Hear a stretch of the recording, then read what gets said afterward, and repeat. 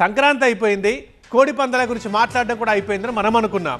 కానీ కొందరు హైదరాబాద్ వాళ్ళు కొత్త ట్రెండ్ సెట్ చేశారు. ఎస్, ఇప్పుడు కోడి పందాలకు హైదరాబాద్ శివార్లు కేరాఫ్ అయ్యాయి. సందు దొరికితే చాలు గుట్టుగా పందాలు వేసేస్తున్నారు.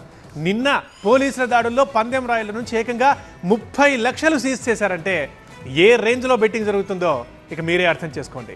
రంగారెడ్డి జిల్లా మొయినాబాద్లో కోడి పందాల జోరు సాగుతోంది. తోల్కట్ట పరిధిలోని ఫామ్ హౌస్ లో పందాలు జరుగుతున్నాయి. సమాచారం అందుకుని రైడ్స్ చేశారు పోలీసులు. 64 మందిని అదుపులోకి తీసుకున్నారు. మొయినాబాద్ పోలీసులతో కలిసి సంయుక్త దాడులు నిర్వహించిన ఎస్ఓటీ రాజేంద్రనగర్ పోలీసులు 46 కోడి కత్తులు, 55 కార్లు, 64 మొబైల్ ఫోన్స్, 84 కోళ్లు, 30 లక్షల రూపాయలని స్వాధీనం చేసుకున్నారు. భూపతి రాజు శివకుమార్ అనే వ్యక్తి ఈ పందాలు నిర్వహిస్తున్నట్టుగా గుర్తించారు.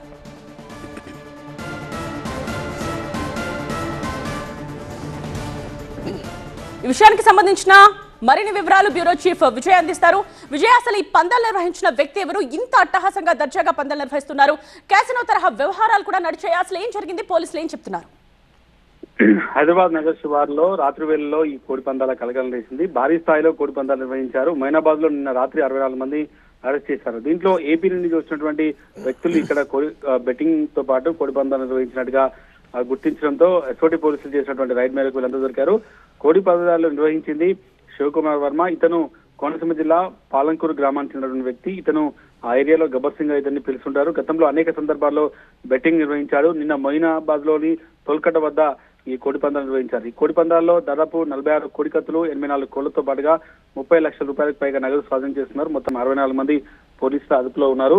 ఈ మొత్తం వ్యవహారంలో ఈ ఎవరైతే గబ్బర్ సింగ్ గా పోయినటువంటి శివ ఉన్నాడో ఇతనే అత్యంత కీలకమైన వ్యక్తి. చాలా కాలంగా ఇతను ఈ ఏవైతే ఈ కోడి పందాలు నిర్వహిస్తున్నారో హైదరాబాద్ కు ఏపీ నుంచి మనుషులు తీసుకొచ్చి ఇక్కడ బెట్టింగ్ తో పాటుగా ఈ కోడి పందాలు క్యాసినో నిర్వహిస్తున్నట్టుగా సమాచారం రావడంతో పోలీసులు రైడ్ చేశారు. ప్రస్తుతం 64 మంది పోలీసులు అదుపులో ఉన్నారు.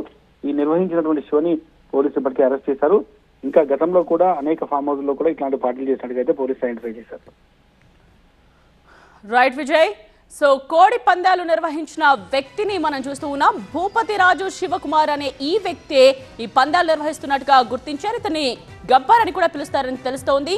ప్రస్తుతం ఈ శివకుమార్ ను పోలీసులు ఇంకా విచారించే అవకాశం కనిపిస్తోంది. ఇతను పలు చోట్ల ఇంతకు ముందే పందాలు నిర్వహించినట్టుగా పోలీసులు చెప్తున్నారు. ఇంకా ఎవరెవరు ఇందులో ఇన్వాల్వ్ అయి ఉన్నారు అన్నది బయటికి రావాల్సిన అవసరం కనిపిస్తోంది. ప్రస్తుతం మనం చూస్తూ ఉన్నాం భూపతి రాజు శివకుమార్ ఫామ్ హౌస్ లో పందాలు నిర్వహిస్తున్న వ్యక్తి ఇతనే.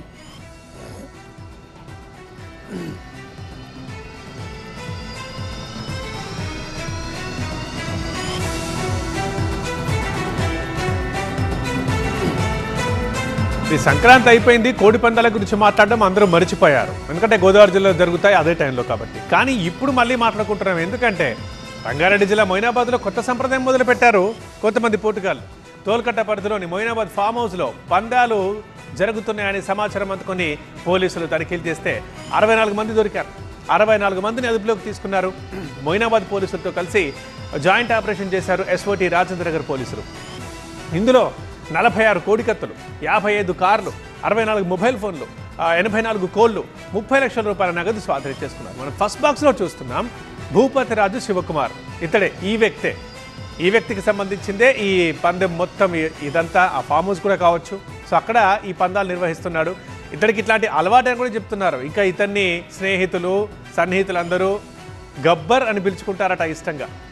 సో గతంలో కూడా ఇతను పలు చోట్ల పందాలు నిర్వహించినట్టు పోలీసులు చెప్తున్నారు. ఇది కూడా అట్టహాసంగా అందరికీ తెలిసేటట్టు పెద్ద ఎత్తున చేసుకున్నాడు. మరి ఏంటి, ఎందుకు ఇలా చేసుకున్నాడు, దీని వెనక ఎవరున్నారు, అసలు ఈ శివకుమార్ ఎవరు, ఇంతకుముందు ఎన్నిసార్లు ఇలా చేశాడు, ప్రస్తుతం పోలీసులు విచారిస్తున్నారు. అందరినీ అదుపులోకి తీసుకున్నారు.